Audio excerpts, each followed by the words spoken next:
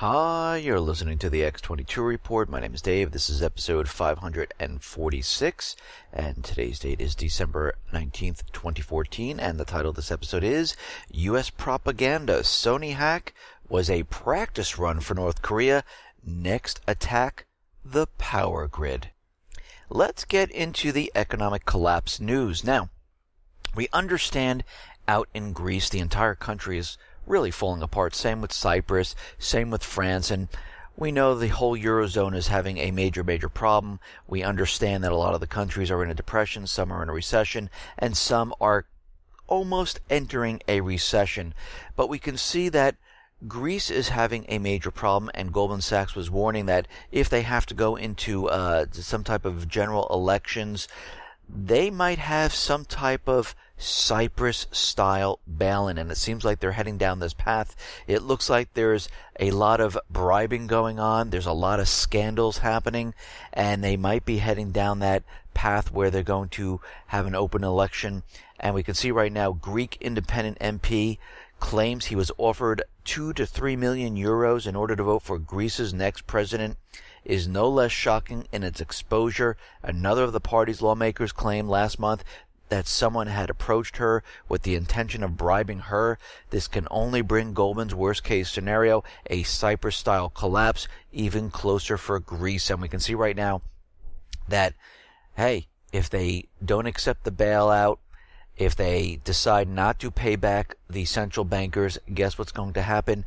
They're going to take the money from the people, and we can see they are getting ready to do this. This is what happened in Cyprus.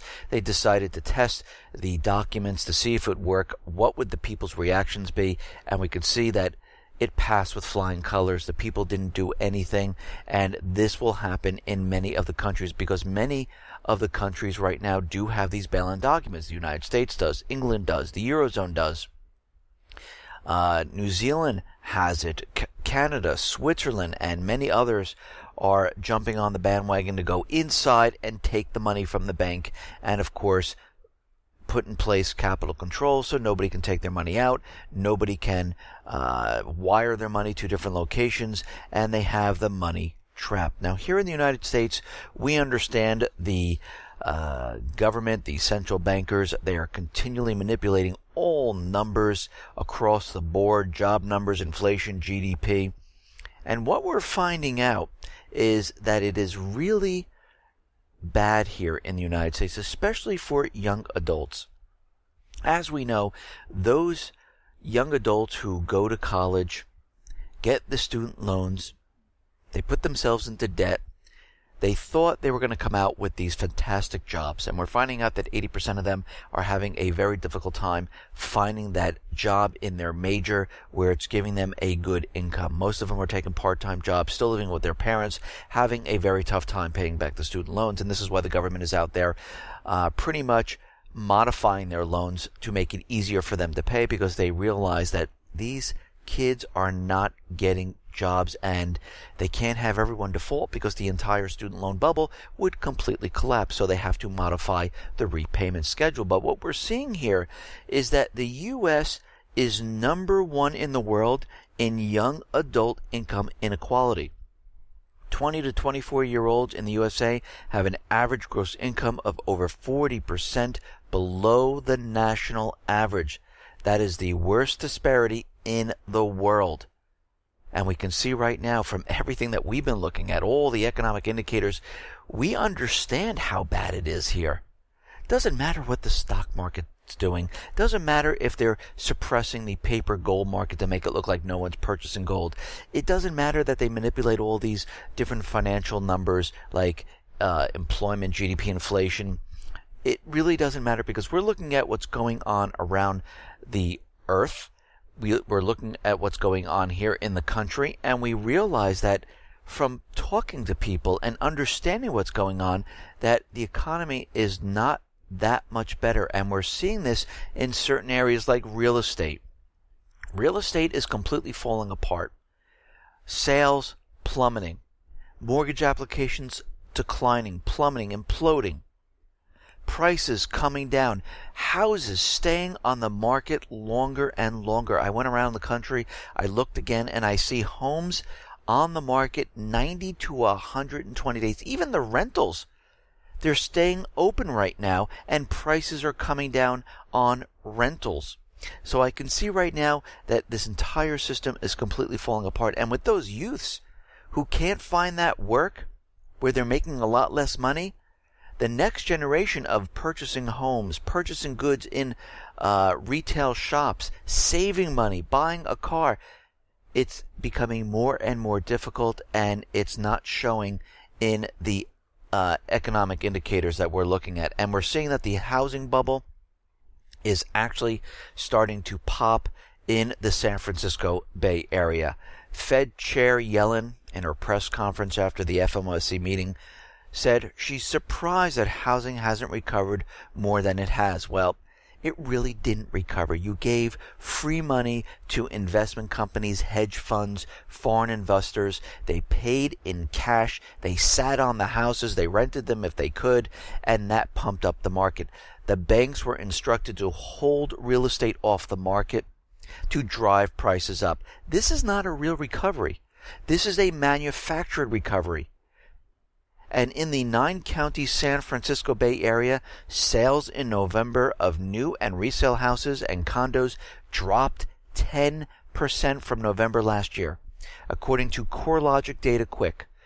It was the worst November since the crisis year 2008. Sales volume was down in all 9 counties year over year, and this is going to spread. When we saw this happen in 2007, 2008, it happened in California. It's starting to happen right now. I looked around the country, like I said, and housing prices are really coming down, and houses are staying on the market longer and longer. It's not getting better. Now, out in Venezuela, it looks like Fitch has downgraded them. Fitch Ratings has downgraded Venezuela long-term foreign and local currency issuer default ratings from AB to a triple C. And it seems like a lot of countries right now are being downgraded. But of course, the private Western Central Bank countries that have a huge amount of debt, that have a huge amount of unemployment, have a huge amount of youth unemployment, that manipulate all the numbers, they're not downgraded whatsoever. Actually, we have to remember all these rating agencies were rating these subprime securities as AAA. So how can we actually trust them? Of course, they're going out to other nations like Venezuela, Brazil, Russia, North Korea, and they rate them and they bring them down. But really what should be happening is they should be looking at the private Western Central Bank countries, and they should say, you know something? They have a huge amount of debt. Nobody's working. Retail sales are down. I believe we should be downgrading all these countries, but guess what? They're not going to do it. Actually, the United States sued S&P when they decided to downgrade, and all of a sudden they said, oh, yeah, we're going to keep the ratings the way it is right now, and everything is just fine and dandy. Now, in the UK, from all these oil prices coming down, where the United States and a lot of the Arab nations are putting a lot of pressure on Russia, Venezuela, Syria, Iran, by keeping the oil prices down, it seems that the UK oil industry is close to collapse. It's close to collapse in terms of new investments. There will be none. Everyone is retreating. People are being laid off at most companies this week, and in the coming weeks, budgets for 2015 are being cut by everybody. Now, we understand from all this oil being suppressed, and of course the United States government, the central bankers, are using this for many different agendas. One of them is to try to spur retail sales and try to boost the economy here in the United States, and we see this is really not happening. The people aren't running out with all their savings and going to the retail shops and spending. We also see out in Russia that the ruble is crashing, and they're trying to normalize it right now. And they're trying many different methods. Russia, their commercial banks have raised deposit rates in order to attract cash liquidity. The amount of new customers far exceeds the amount of those terminating their accounts. This is coming from a representative from Alfa Bank and Bank Moskvy. They have raised the deposit rates to attract people in from 3% to 7.3%. They say it might even go higher to have people, for them to keep their money in the banks. We also had rumors out there that Russia was selling their gold. And again, that was a rumor. Actually, they're doing the opposite. Russia has purchased another 600,000 ounces in the month of November. They didn't sell any of their gold. Russia monetary gold holdings rise versus 37.6 million on November 1st. Russian monetary gold holdings at 38.2 million troy ounces as of December 1st. So they have purchased gold. How are they doing this? Well, Putin has decided to sell Russia's oil for gold. No matter how strange it may seem, but right now Putin is selling Russian oil and gas only for physical gold. How long will the West be able to buy oil and gas from Russia in exchange for physical gold? Putin is not shouting about it all over the world, and of course, he still accepts the U.S. dollar, but as soon as he receives it, guess what he does? He purchases gold with it. And we can see right now, he is using it to his advantage. He's having everyone purchase the oil using gold, and he's building up his gold reserves to eventually back the ruble and safeguard it. We can see his plan and what he is doing. Now, out in Cyprus, the IMF, the International Monetary Fund, will not release the $108 million or 88 million euros in a rescue money for bailed out Cyprus after the country's parliament voted to hold a key foreclosure law from taking effect at the end of December. So right now, the IMF is holding back their bailout money, and this actually might be a good thing for Cyprus. If they can stop the bailouts and stop putting themselves into debt, they might be able to get out of this situation. I mean, Iceland did it. They pretty much got rid of the bankers. They took control of their whole financial system, and it seems like they're doing very well. Greece is trying to get out of this situation. They don't want to be bailed out anymore. They realize it does not help. They've been looking at different areas to spur economic growth. One of them would be China. We see Russia pretty much took control of their central bank, and the government there is controlling how they do business. Not all the time, but we can see that they're trying to push the economy, and it was doing very, very well until this whole oil fiasco started. Now, out in Japan, they are considering an exit tax to leave the country. Japan is now moving to become the latest country to consider taxing wealthy individuals who have moved abroad to take advantage of lower rates or to simply guard their freedom. And of course, they don't want you to leave without getting their money. So what they do is they say, you know what? You owe us for leaving the country. The United States is doing this. Many other countries are doing this because they don't want people to leave with their money, because they want it all. They need it to survive. They have so much debt. Japan, the United States, the amount of revenues coming in, they can't survive with it. And this is why we see all these taxes. This is why the United States went across the oceans to find more funds and to tax them, because they are hurting right now. They cannot bring enough revenue into the country to pay for all this debt. Now, it seems there are some leaked internal CIA documents which admit that the U.S. drone program is pretty much counterproductive. There have been previous leaked documents showed that the CIA warned Obama that funding rebels doesn't work, but Obama decided to fund the Syrian rebels anyway because the central bankers wanted control of Syria. They wanted control of their natural resources. They wanted to put their natural resources on the dollar, and this is why that was done. Top CIA officers say that drone strikes increase terrorism. Indeed, virtually all aspects of the American war on terror strategy creates more terrorists and weakens our national security. And these drone operations, they were put into place because they needed to keep the people back in these countries. You have to remember what happened in the Middle East, and in many of these countries, Yemen, Lebanon, Libya, Iraq, and many others. They took over these countries and they installed a puppet government. Everyone who was against the puppet government was then called Al-Qaeda. They were terrorists, and these were the people of these countries. And the only way to push them back and keep that government in power was to use the drone strikes, because Congress passed a bill that the United States government can go after Al-Qaeda and use drones to protect the government. And this is what they've been doing. And they didn't really care if it created other terrorist groups that were really pissed off that they were killing innocent people, because these drone strikes have killed many, many innocent people. They were used to keep the people back, just like in Ukraine. As soon as the puppet government was installed and people didn't agree with this new government, they were automatically called terrorists, and they created anti-terrorism forces. Now, of course, in Ukraine, they weren't Al-Qaeda, so they had to have the government there create an anti-terrorism force and go after those people, and this is what's happening in Ukraine. And what we're seeing right now is that the leaked internal CIA memo shows that the agency told Obama that drone strikes might be counterproductive. According to a leaked document by the CIA's Directorate of Intelligence, high-value targeting involving airstrikes and special forces operations against insurgent leaders can be effective, but can also have negative effects, including increased violence and greater popular support for extremist groups. Think about it. If the United States is taking these drones, firing upon innocent people, what are the people going to feel after this happened? Anger. They're going to be pissed off. They're going to hate the United States. And this is exactly what is going on there.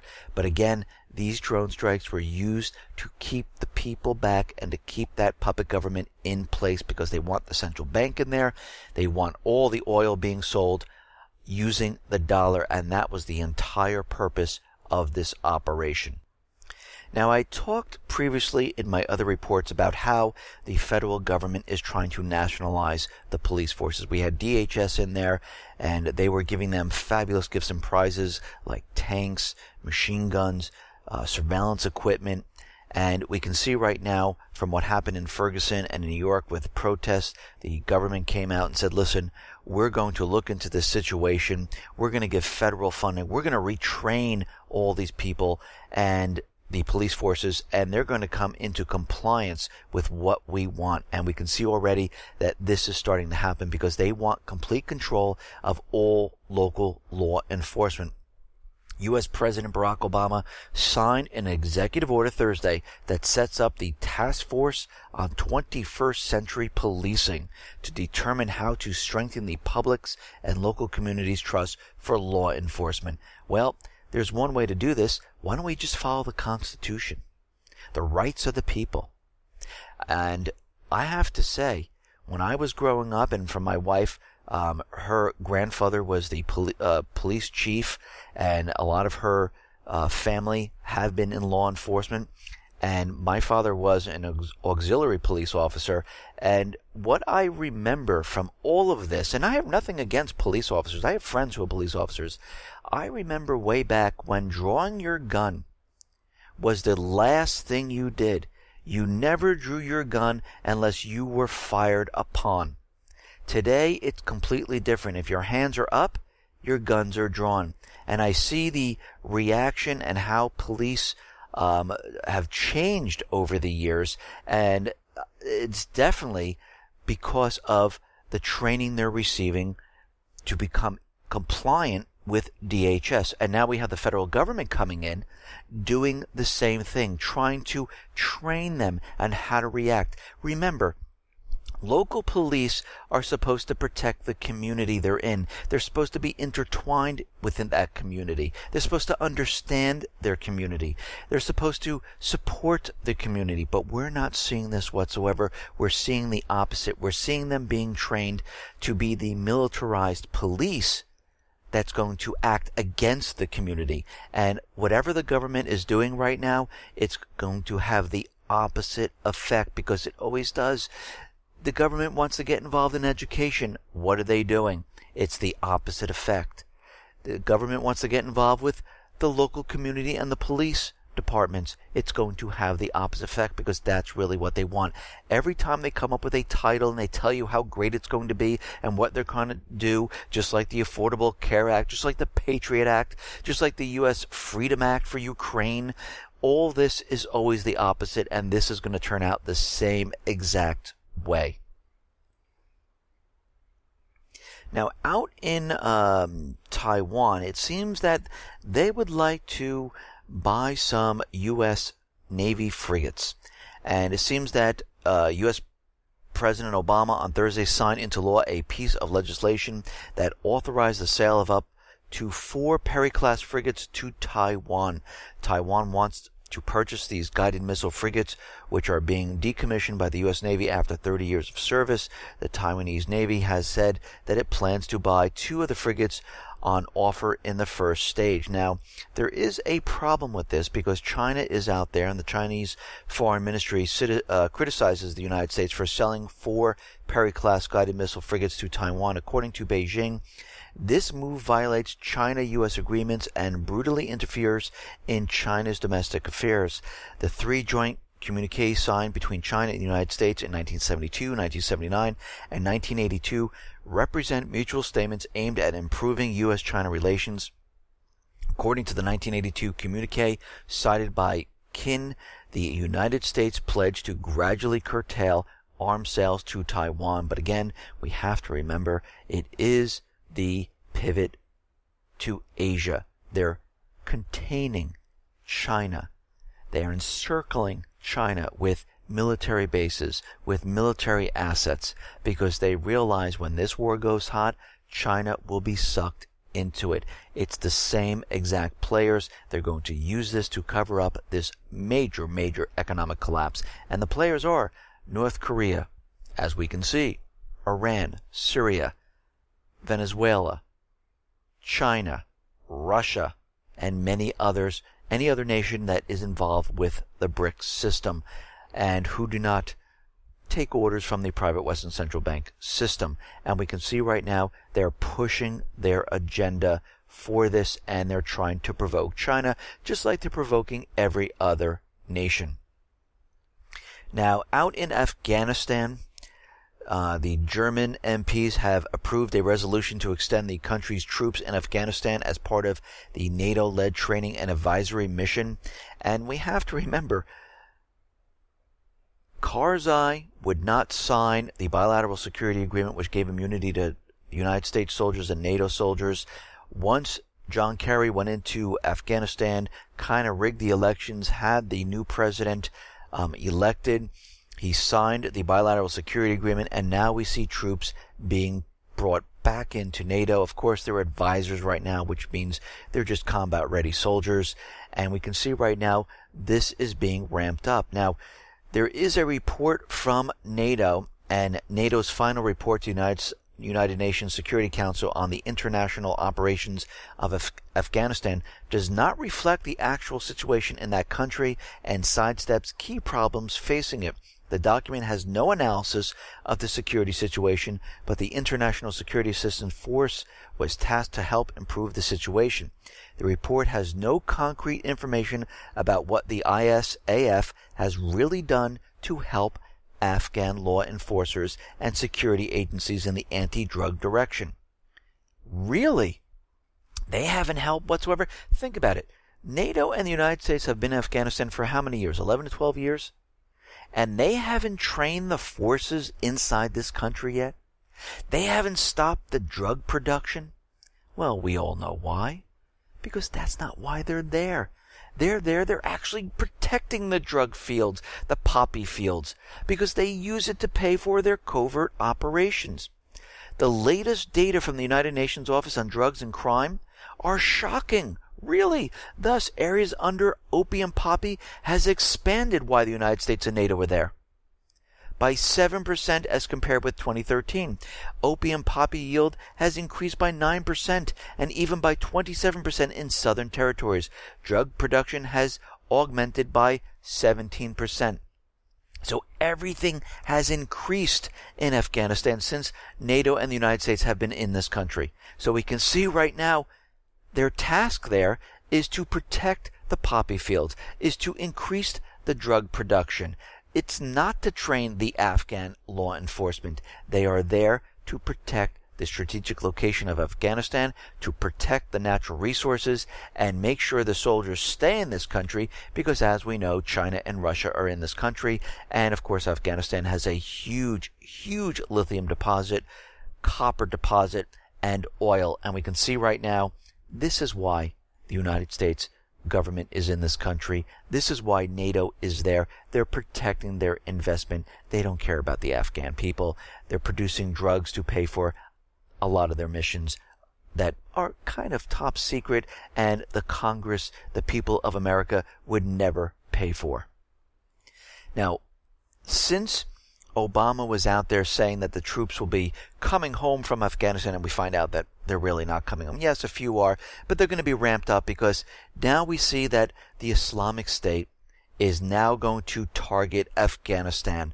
As the U.S. says, they're going to be removing their soldiers. So guess what's going to happen? They're going to use this as the excuse to go back into Afghanistan. And we can see already NATO is leaving all those advisors inside Afghanistan. The United States is leaving their troops, adding another 1,000. Soon we're going to see a couple more thousand being added back to Afghanistan, just like we see it happening in Iraq. We see the mission creep. They're continually adding more and more soldiers. Pretty soon we're going to see boots on the ground, and they're just going to finally come out and say, yes, we need to bring the troops into Iraq. We need to bring the troops into Afghanistan. We cannot leave because the Islamic State is in both areas, and we cannot defeat them with air power alone. And this is why we need to bring in the boots to place in Iraq and then eventually go into Syria.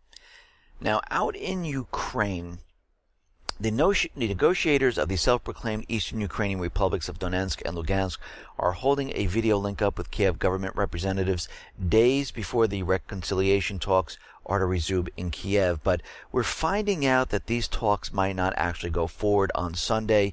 A Ukrainian separatist leader said a new round of peace talks aimed at easing the conflict might not take place on Sunday as they hoped. They're hoping they would have these talks done by the end of the year, but Kiev seems to not always, they're not really going along with it. They keep pushing it off, and it seems like they're delaying this for some reason, and it doesn't seem that they really want to get together with the southeastern people. And we have to remember that the central bankers are controlling this country.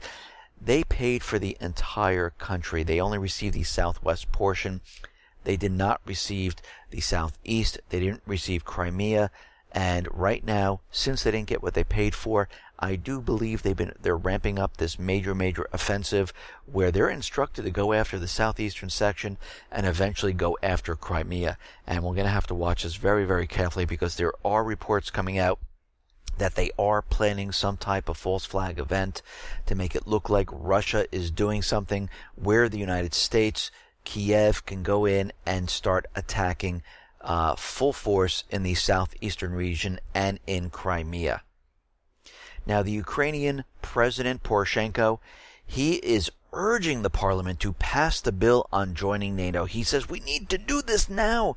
Poroshenko submitted the bill to the parliament on Thursday, saying the adoption of the document was very, very urgent. Why so urgent? Because they want to go to war as fast as they possibly can with Russia. He called on the parliament to put the bill on the agenda of an emergency session. Putin signals right now, from all the pressure and everything that's going on, he will not back down on Crimea. So they can continually place sanctions on us. They can push the ruble down, but he says he's not going to back down with anything that's going on in the Ukraine. Now, as we know, Bulgaria backed out of the South Stream project. As we know, a United States senator was in Bulgaria, nudging them to not go along with the project. And Russia wanted the pipeline to go through Bulgaria, to have it go to Europe, and Bulgaria said, no, you know what, we're not going to do this right now. But now it seems like they're changing their minds. Bulgaria is ready to issue all the necessary permits for the construction of the South Stream pipeline, according to the Prime Minister. The Prime Minister said he has the full support and understanding of the European Union, and that Bulgaria is not in the wrong and should not suffer financial consequences for stopping the project. Bulgaria was set to reap about $600 million per year in transit fees, and investment on the Bulgarian side was estimated at 3 to 5 billion euros. The Prime Minister added that if Gazprom stops the project, despite the new permits that they have right now, then they are guilty of shutting this down and not Bulgaria. So they pretty much turn this whole thing around, and they will blame it on Russia. They'll blame it on Gazprom, and it wasn't us, the Bulgarians. We didn't do this. But again, it was them, and they had pressure from the United States. Now, the U.S. general is being pressured to rebrand the Islamic State. Of course, there's many different names for them. There's ISIS, there's ISIL, and the Arab nations call the Islamic State Daesh.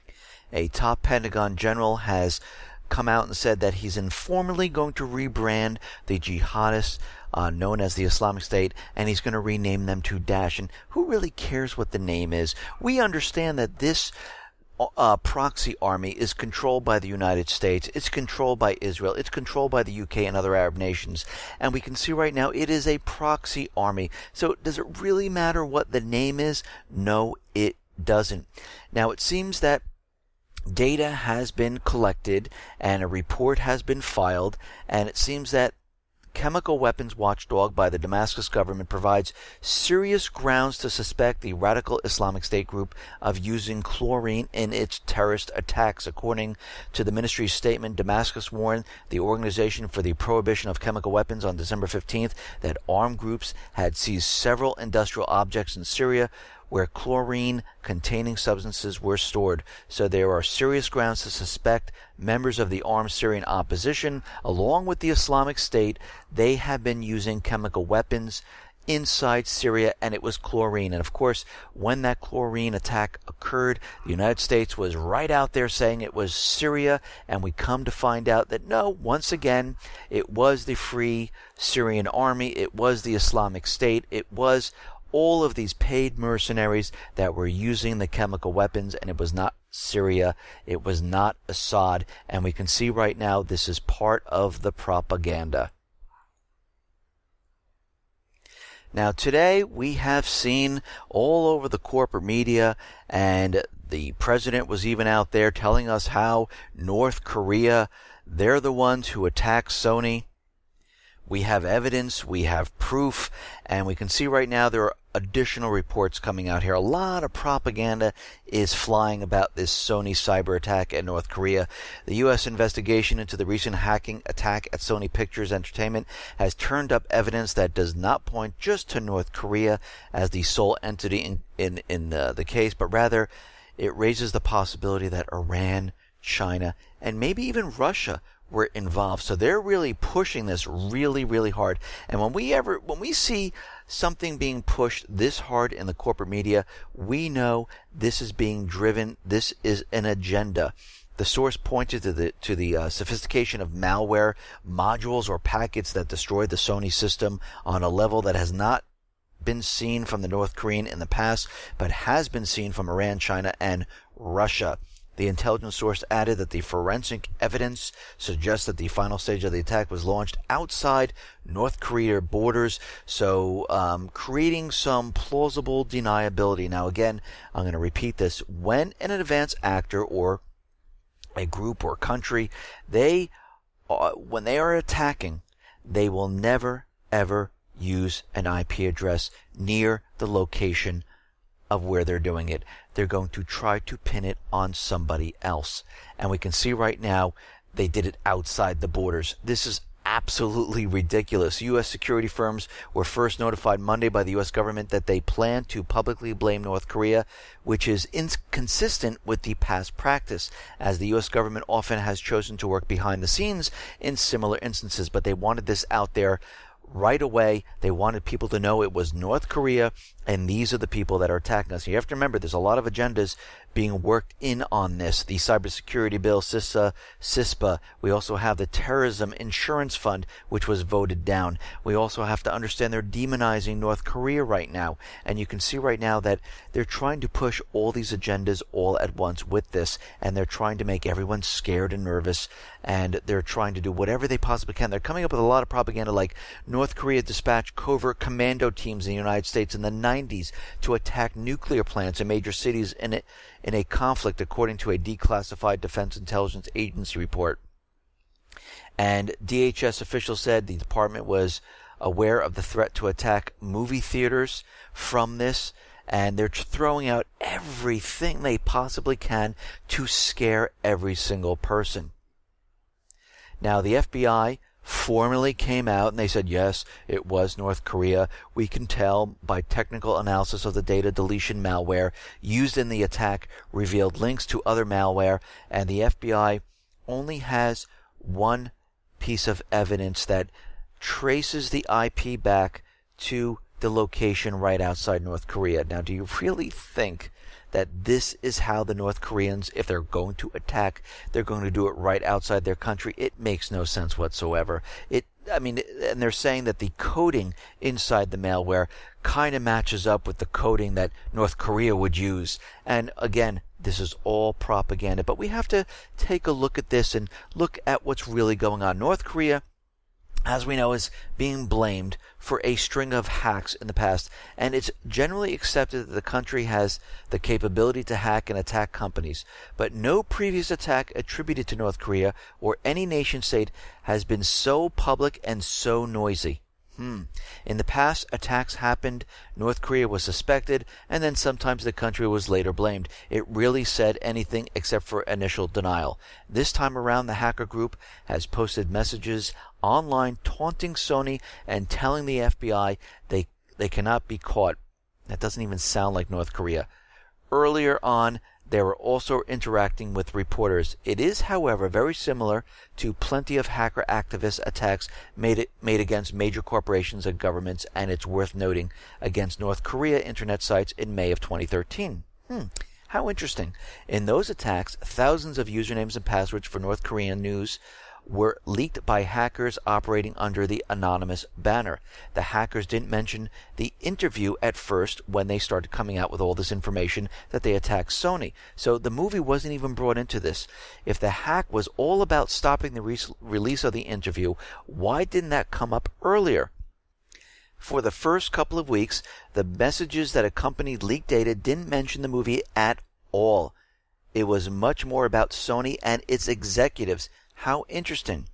Here's a paragraph from the message sent on November 30th.